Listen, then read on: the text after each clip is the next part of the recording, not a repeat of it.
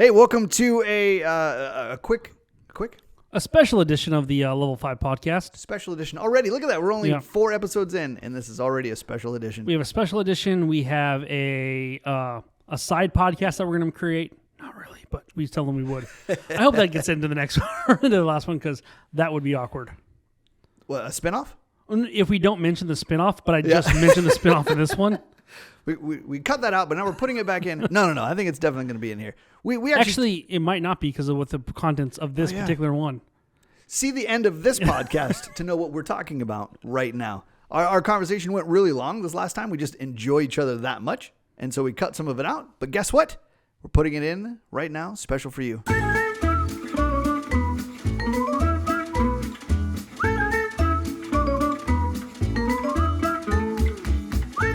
I had a friend of mine who he's a pastor up in Portland.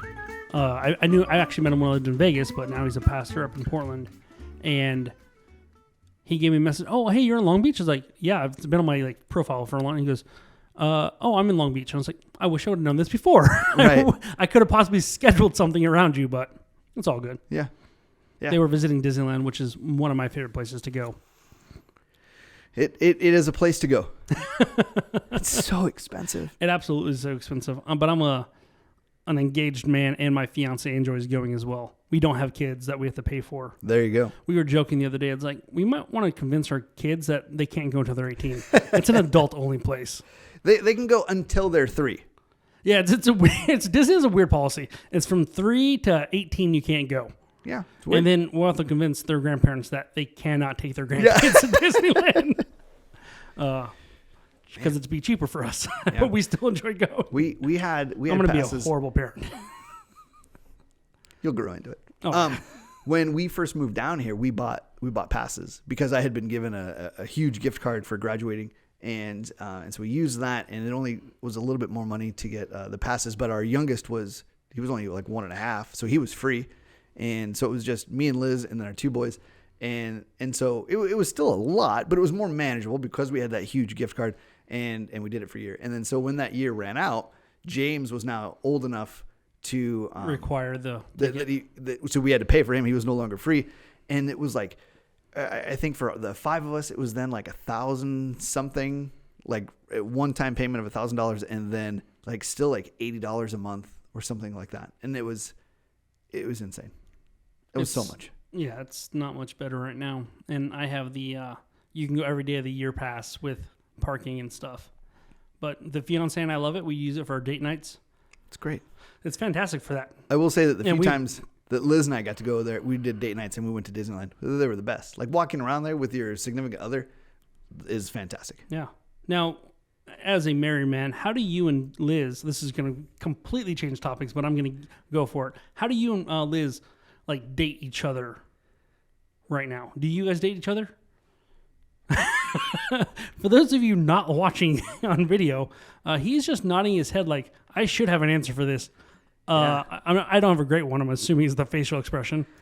We right now we date each other after the kids go to bed, and we sit on the couch, usually close by each other, and watch a TV show.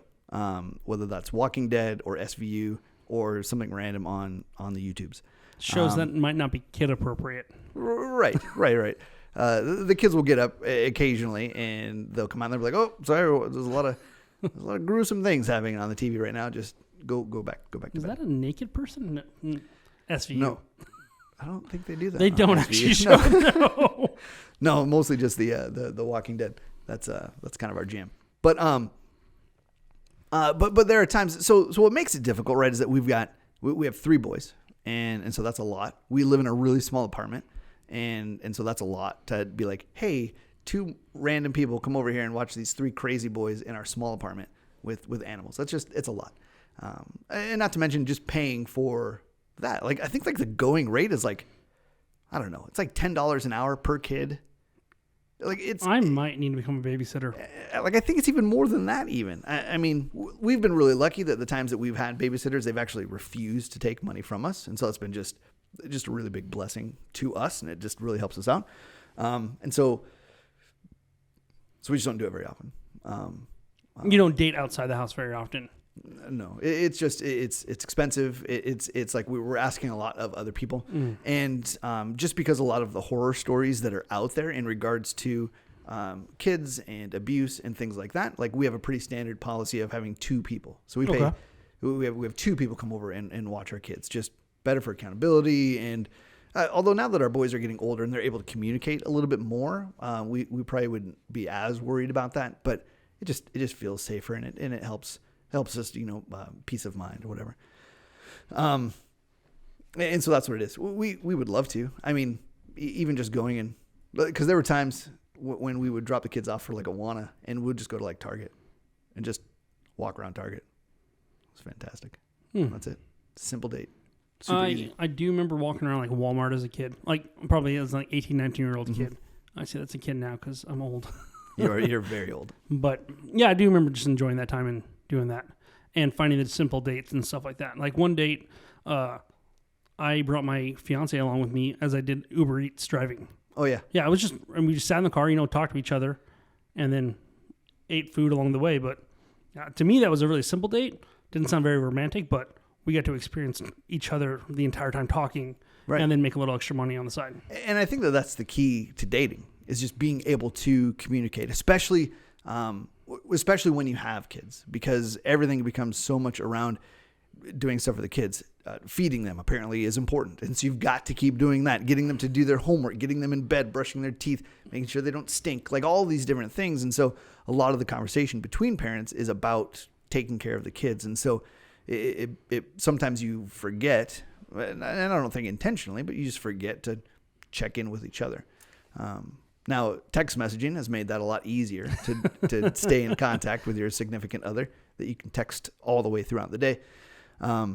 But some of the, I'll come home from like youth group and it'll be, late. And so the kid's already in bed and Liz is on the couch, and whatever show she's watching, like she'll stop it and we'll just sit and we'll just chat for, 20 minutes, kind of what her day was like, what my day was like. And it's really good. And then there's just something about just being able to sit next to her on the couch and watch TV. Like, it doesn't always have to be about the words that we say, but it's just being next to her. Right. That's great. And oh man, I'm sorry, I'm yawning. And that's our cue. Goodbye, folks. It's all the talking and no breathing. But I was going to say something. What was I saying? What was the last thing I said? Just being with Liz, not necessarily talking the entire time, having her probably lay on you or you laying on her. Just sitting. I mean, we just sit next to each other. We have a big couch, right? Just sitting next to it. And, it doesn't always have to be about talking, but just being together. Yeah. And I like her. Oh, I was going to say something about, it's been 12 years. And I think that it's kind of been wild to watch how it feels like we're closer now. Like the more time that we spend together, the more that we just want to spend time together. As opposed to like, oh my gosh, I've been around you for 10 years. Like, could you go somewhere else, please?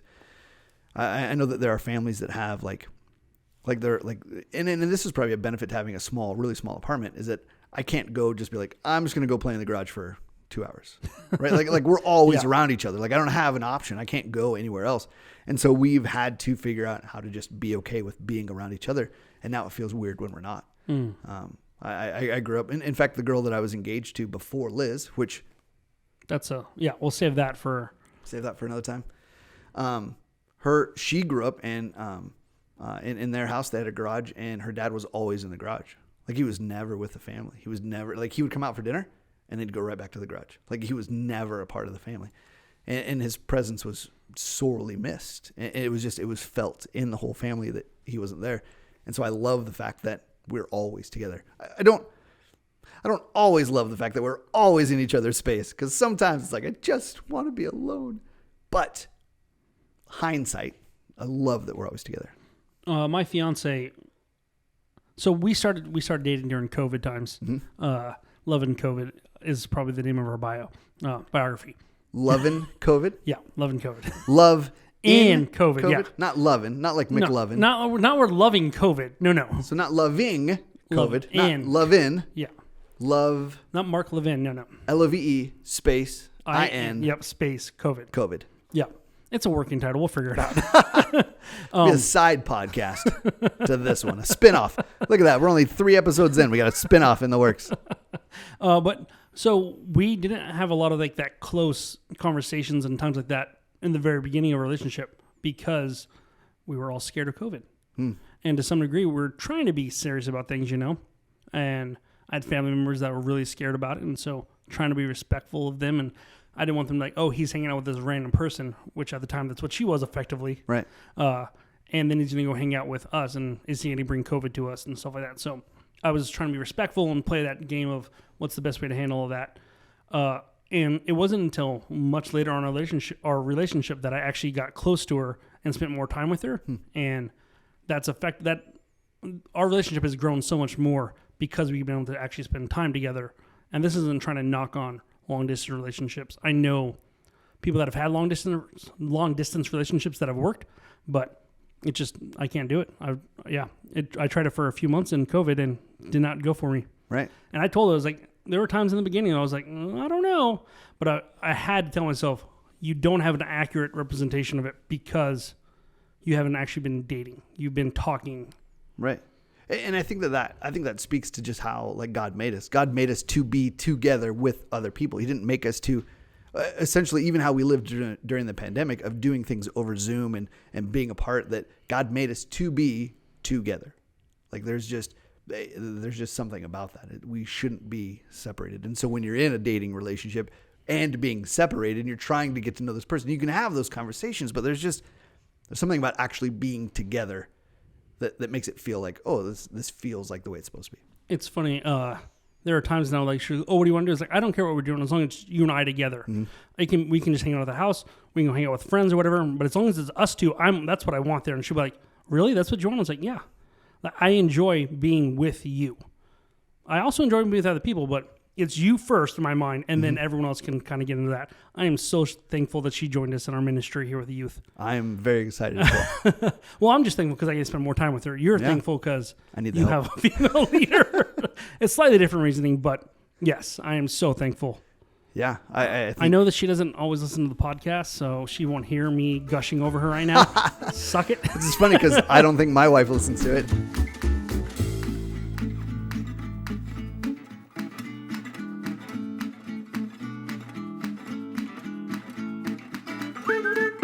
Well, hey, I hope you enjoyed that special look back on what we cut out. And it was fun to do, and we hope we enjoy ourselves even more. That's not what I want to say. We're not trying to enjoy ourselves more. We just want you to enjoy us more. I know. We hope you enjoyed the extra content we gave you this week. And who knows? Maybe one day we'll just do a podcast every day. We've enjoyed making it. We hope you've enjoyed listening. And with that, we got 2 things. You might die. Oh, no, that's...